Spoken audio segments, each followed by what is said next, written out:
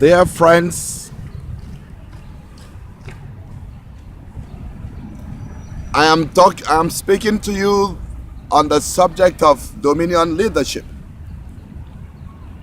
And I come to that place where I believe that God is calling the church to be involved in its leadership. Leadership can be defined as mobilization of resources towards goal realization and achievement. And in the Old Testament, we see that there were three types of leaders, especially that God used: the priest, the prophets, and the presidents or the kings. And God had a mission or a vision. The vision was to restore his people back to dominion where they had fallen. And because God was going to restore his people back to dominion where they had fallen, he was going to use leaders. And he used leaders.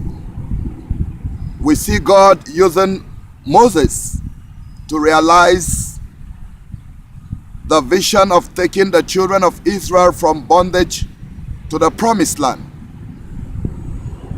God had a vision.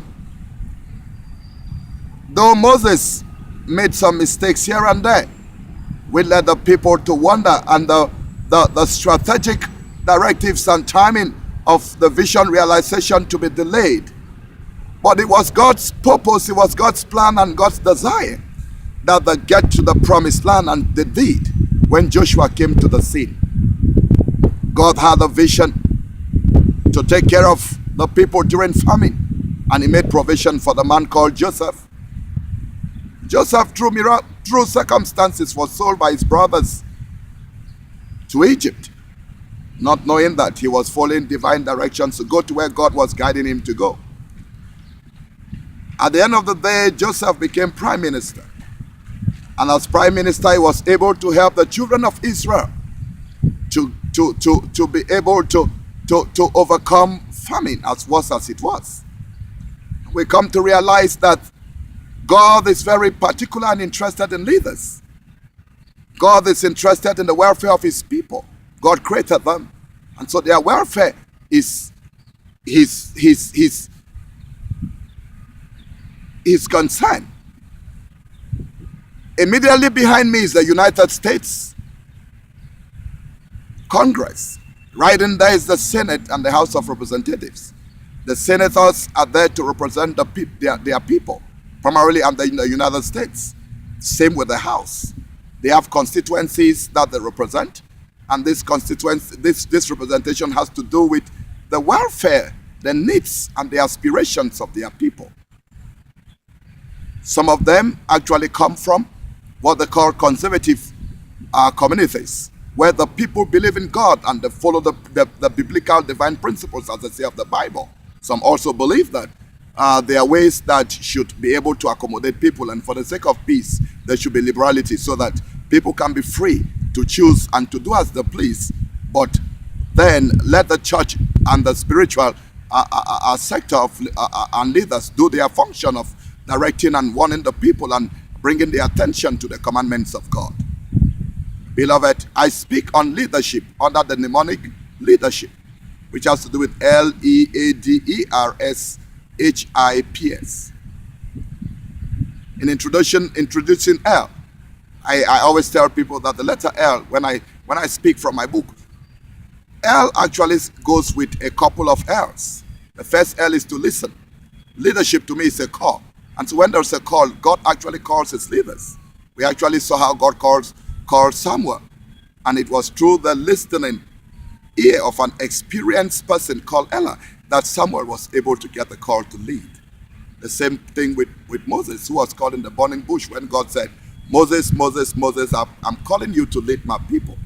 So leadership is basically a call, and I'm doing this video, as I said. We have the background of the United States Congress. That's where some of the most important decisions and policies and statutes in this country are taken or are made.